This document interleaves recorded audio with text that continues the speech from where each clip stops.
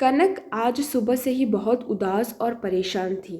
माँ के बार बार पूछने पर भी उसने कुछ नहीं बताया।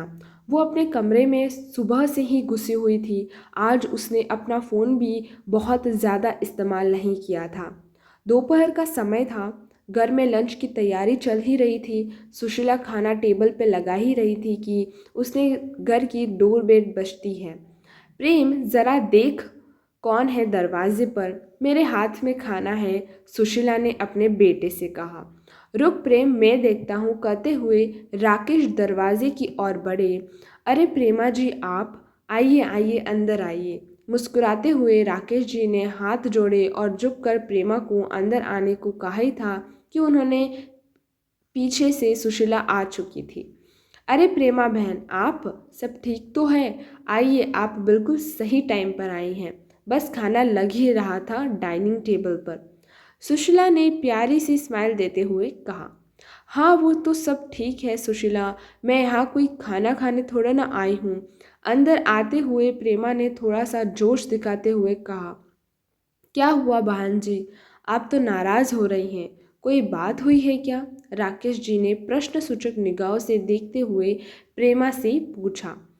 प्रेमा ने उसके प्रश्न का उत्तर न देते हुए कहा, कनक कहाँ है? जी वो अपने कमरे में है, अभी बुलाए देती हूँ। पर क्या उसने कुछ किया है? सुशीला ने फिर से वही प्रश्न किया। कनक का जिक्र चल ही रहा था, तब तक वो भी अपने कमरे से निकल बाहर डाइनिंग हॉल में आ जाती है। नमस्ते आंटी जी, कनक ने अपने सर पर चुन्नी करते हुए प्रेमा को विश किया। नमस्ते तो ठीक है कनक, पर ये बताओ, तुम कल से सूरज से बात क्यों नहीं कर रही हो और अपना फ़ोन क्यों बंद करके बैठी हो? प्रेमा ने कड़क तेवर में कहा। अब घर के सारे सदस्य सहित प्रेमा भी कनक को ही देख रहे थे। देखो, सूरज बहुत ही इमोशनल और हठीली स्वभाव का लड़का है। अगर तुम दोनों के बीच कुछ हुआ हो तो तुम अपनी ओर से सॉरी बोल के रफा दफा कर दो। मैंने तुम दोनों की सगाई के बाद शादी के 4 हफ्तों का टाइम इसलिए रखा है ताकि तुम दोनों आपस में बातें कर सको, एक दूसरे को जान सको। इसे नहीं कि रोज रोज मुंह फुला के गुस्सा करके बैठ जाओ। कनक, क्या हुआ है? और प्रेमा आंटी सही तो कह रही हैं। अरे छोटे मोटे झगड़े तो अक्सर होते ही रहते हैं कपल्स में। अब हमें ही देख लो, शादी के इतने दिनों बाद भी तेरी माँ मेरे से रोज झगड़ा कर ही लेती है। फिर भी मुझे सॉरी बोल मामला रफा दफा करना ही पड़ता है। राकेश ने कनक से जोली अंदाज में स्माइल के साथ कहा। आप तो रहने ही दो, बच्चों के ऐसे टाइम पर भी न ये एग्जाम्पल देना है। बेटा कनक, अगर कुछ है तो हमें बताओ। कल को अपनी शादी सूरज से ही होनी है। इतना अच्छा लड़का हमें फिर नहीं मिलेगा। प्रेमा दीदी सही कह रही हैं। सुशीला ने भी कनक को समझाने की कोशिश की। कनक, हम दोनों अपनी दोनों फैमिली के भले के लिए कह रहे हैं। शादी की इनविटेशन कार्ड तक बढ़ चुके हैं। सारे रिलेटिव्स को पता चल चुका है। अब अगर कुछ होता है तो क्या कहाँ कि उन्हें मना करेंगे? ये हमारी दोनों फैमिली की नाक का सवाल है। और अब प्रेमा ने सुशीला की ओर देखा। सुशीला, मैंने तुम्हारी बात पर भरोसा करके अपनी दोस्ती को रिश्तेदारी में बदलने की कोशिश की, लेकिन ये कनक तो कल से सूरज को नाराज करके बैठी है। वो कह रहा है, माँ तुमने न जाना किसी अनपढ़ टाइप की लड़की ढूंढी है मेरे लिए। अब तू तो जानती है सुशीला, मेरा सूरज बाहर पढ़ा लिखा है और ऊपर से थोड़ा हठीला है।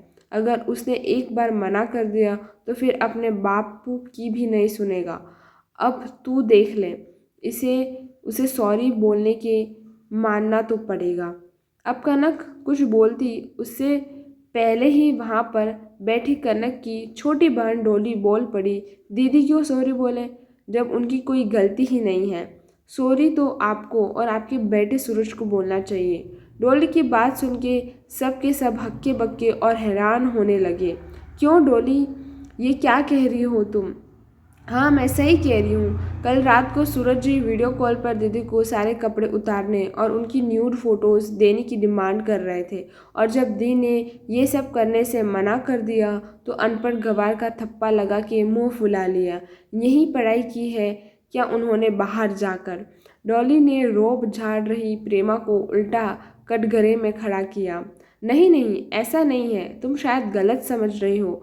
वो क्या है कि सूरज ज़रा मॉडर्न टाइप का लड़का है तो बोल दिया होगा, इसमें कौन सी बड़ी बात है। और वैसे भी आजकल तो ये सब नॉर्मल हो गया है।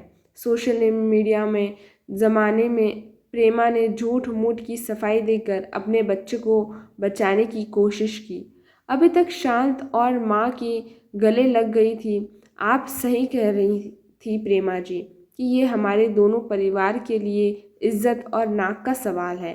पर अब सोचने वाली बात यह है कि नाक किसकी कटी है, आपके परिवार की या हमारे परिवार की। अगर आपको किसी भले घर की लड़की के न्यूड फोटो मांगना आधुनिकता और नॉर्मल लगता है तो ये काम आपको मुबारक हो। ये सब हमसे तो न हो पाएगा। राकेश जी ने अपने दोनों हाथ से अपने आंसू साफ किए और फिर प्रेमा ने आगे हाथ जोड़ लिए।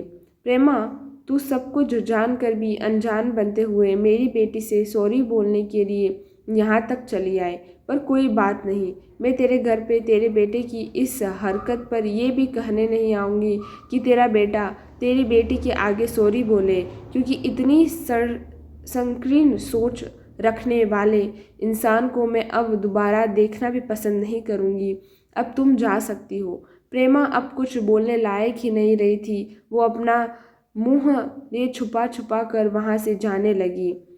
राकेश और सुशीला अपनी बेटी को अब गर्व से सीने से लगाते हुए कहते हैं, ऐसा पढ़ा लिखा होने से अनपढ़ गंवार होना ही लाख गुना अच्छा है। अगर आपको ये कहानी पसंद आई हो तो प्लीज़ एक लाइक शेयर सब्सक्राइब ज़रूर करें। धन्यवाद।